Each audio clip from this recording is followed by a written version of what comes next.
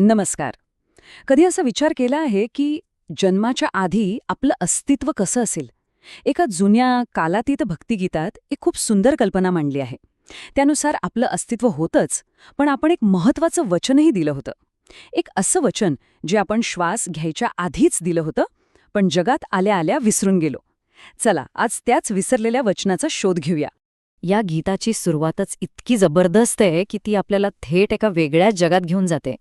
कल्पना करा, पाय वर आहेत आणि डोकं खाली. आपलं पहिलं अस्तित्वच असं होतं. जगाकडे बघण्याचा आपला पहिला दृष्टिकोनच मुळी उलटा होता. आणि ही फक्त एक शारीरिक अवस्था नाहीये, खरं तर हे प्रतीक आहे त्या संपूर्ण परावलंबनाचं, त्या असहाय्यतेचं. आणि मग याच असहाय्य अवस्थेत, याच पूर्णपणे परावलंबी असलेल्या स्थितीत एक प्रश्न उभा राहतो की त्या नाजूक क्षणी असं कोणतं वचन दिलं गेलं असेल? आत्म्याने परमेश्वराला असं काय बरं कबूल केलं असेल जे इतकं इतकं महत्वाचं होतं? तर मग आपल्या या प्रवासाचा पहिला टप्पा आहे गर्भातील शपथ. चला तर मग त्या जन्माआधीच्या अनुभवात जरा डोकावून पाहूया आणि समजून घेऊया की त्या शांत अंधाऱ्या जगात नेमकं कोणतं वचन दिलं गेलं होतं. या गीतात गर्भाशयाचं वर्णन केलंय ना, ते खरंच खूप अद्भुत आहे. म्हणजे बघा, हे एक असं ठिकाण आहे जिथे धोका आणि संरक्षण दोन्ही एकत्र आहेत. खाली पोटाची आग जळतेय, एक धोका, पण तरीही तो आत्मा प्रत्येक गरम झळेपासून पूर्णपणे सुरक्षित आहे. असं वाटतं जणू की एका अदृश्य दैवी महालातच त्याला जपलं जातंय. आणि मग या निस्वार्थ संरक्षणाच्या भावनेतून, त्या पूर्णपणे अवलंबून असण्याच्या जाणीवेतून तो आत्मा एक साधं, सरळ पण खूप खोल अर्थाचं वचन देतो. हे प्रभू, मी तुझे भजन करीन. बस, हेच ते मूळ वचन. आणि खरं सांगायचं तर याच एका वचनाभोवती संपूर्ण मानवी जीवनाची कहाणी फिरते. पण मग प्रश्न हा आहे की जन्मानंतर असं नेमकं काय होतं की हे इतकं पवित्र वचन आठवतच नाही? तर आता आपण कथेच्या त्याच वळणावर आलो आहोत, जिथून वचन विसरण्याची सुरुवात होते. हा आहे आपला दुसरा टप्पा, जीवनातील विस्मरण, जिथे या जगाचा गोंगाट तो आतला आवाज दाबून टाकतो. आणि इथूनच खरा संघर्ष सुरू होतो. एका बाजूला आहे ती शुद्ध भक्ती, ते गर्भात दिलेलं वचन, आणि दुसऱ्या बाजूला जगाची माया, मोह, गोंधळ. जन्मानंतर अक्षरशः प्रत्येक क्षणाला आत्मा या दोन गोष्टींमध्ये ओढला जातो. ह्या गीतामधले शब्द खरंच हृदय पिळवटून टाकतात. बाहेर आल्या आणि मायाजालात वचन विसरला. विचार करा, जन्माच्या पहिल्या श्वासासोबतच ती आठवण पुसली जाते. एका क्षणात सगळं संपतं. आणि हीच मानवी कथेची सगळ्यात मोठी शोकांतिका आहे. पण प्रश्न पडतो की हे वचन इतकं सहज विसरलं कसं जातं? याचं कारण असं आहे की जगात पाऊल ठेवल्या ठेवल्या उत्सव सुरू होतो.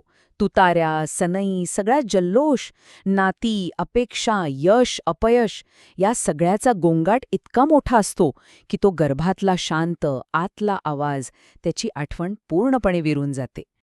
आणि गंमत म्हणजे ह्या विस्मरणाचे परिणाम फक्त आध्यात्मिक नसतात ते थेट आपल्या शरीरावर दिसायला लागतात. आता आपण आपल्या प्रवासाच्या तिसऱ्या टप्प्यात आलो आहोत, जिथे काळ आपलं काम करतो आणि शरीर त्या विसरलेल्या वचनाची किंमत चुकवायला लागतं. हा टप्पा आहे काळाचे फेरे. हे बघा, हा आहे त्या विसरलेल्या वचनाचा संपूर्ण प्रवास, एका सरळ रेषेत.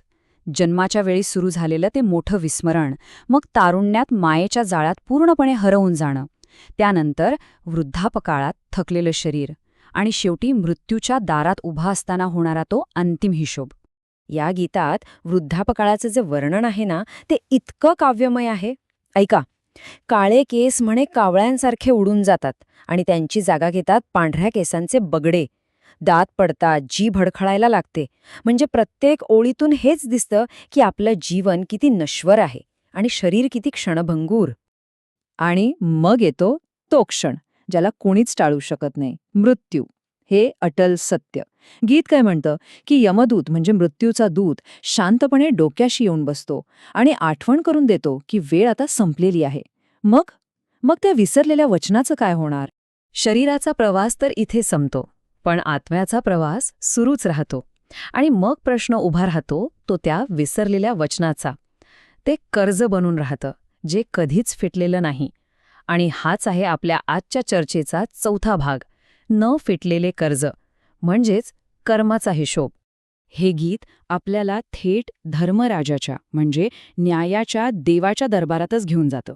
जरा कल्पना करा, एक असं वैश्विक न्यायालय जिथे प्रत्येक कर्माचा हिशोब मांडला जातोय. आणि त्या हिशोबात सगळ्यात महत्वाचा मुद्दा कोणता असेल? तर तोच ते विसरलेलं वचन. आणि जेव्हा कर्माचं पारडं जड होतं, तेव्हा काय होतं? हे गीत सांगतं की पहिला परिणाम तो म्हणजे बैलाच्या रूपात पुनर्जन्म. आयुष्यभर फक्त दुसऱ्यांसाठी कष्ट उपसण्याचं जीवन. हे गीत इतकं प्रभावीपणे चित्र उभं करतं ना, तुझे खांदे विहिरीला जुंपलेले, माशांनी त्रस्त. हे फक्त शारीरिक कष्टाचं वर्णन नाही आहे. हे प्रतीक आहे त्या कठोर, न संपणाऱ्या आणि असमाधानकारक श्रमाच्या जीवनाचं, जे त्या एका विसरलेल्या वचनामुळे मिळालं. आणि कर्माच्या या चक्रातलं दुःख इथेच थांबत नाही. पुढचं उदाहरण दिलंय ते म्हणजे गाढवाच्या रूपात पुनर्जन्म. पुन्हा तेच दुःख, न संपणारे कष्ट. ओझ्याने कंबर मोडलेली, गवाणीतून खात आहे. हे सगळे परिणाम आहेत त्या एका वचनाचे, जे गर्भात दिलं गेलं पण जन्मानंतर विसरलं गेलं. पण मग प्रश्न येतो की ह्या चक्रातनं बाहेर पडायला काहीच मार्ग नाही का? आहे. गीत सांगतं की एक मार्ग आहे. आणि तो मार्ग दाखवला आहे त्या लोकांनी ज्यांना ते वचन आठवलं. आणि हाच आहे आपला शेवटचा भाग, संतांचे स्मरण, मुक्तीचा मार्ग. हे गीत आपल्याला एक आशेचा किरण दाखवतं, काही आदर्श व्यक्तींची नावं सांगून ज्यांनी आपलं वचन पाळलं. सुखदेव, ध्रुव, प्रल्हाद आणि अगदी कबीर आणि नामदेवांसारखे संत. या लोकांनी जगाच्या गोंधळातही तो आतला आवाज जपून ठेवला. पण त्यांनी हे केलं कसं? गीतात म्हटलं आहे की त्यांनी शब्दाचा मार्ग धरला. शब्द म्हणजे ती दिव्य आतली वाणी. त्यांनी जगातला आवाज नाही ऐकला, त्यांनी ऐकला आत्म्याचा आवाज. आणि त्याचं फळ काय मिळालं? तर ते जन्ममृत्यूच्या चक्रातून कायमचे मुक्त झाले आणि अमर लोकात पोचले. पण एक मिनिट, हे वचन लक्षात ठेवणं किती अवघड आहे याची कल्पना तुम्हाला या एका ओळीवरून येईल. प्रभूची माया इतकी शक्तिशाली आहे की नारद मुनींसारखे महान ऋषीसुद्धा त्यात क्षणभर का होईना पण फसले होते. यावरूनच विचार करा की त्या संतांचं यश किती मोठं असेल. आणि शेवटी हे गीत आपल्याला एका खूप मूलभूत प्रश्नासमोर आणून उभं करतं. जेव्हा आयुष्यातला सगळा गोंगाट शांत होईल, जेव्हा तो शेवटचा क्षण येईल, तेव्हा मागे काय उरलेलं असेल? गर्भात दिलेलं ते वचन की या जगाने दिलेलं विस्मरण? निवड प्रत्येकाला स्वतःच करायची आहे.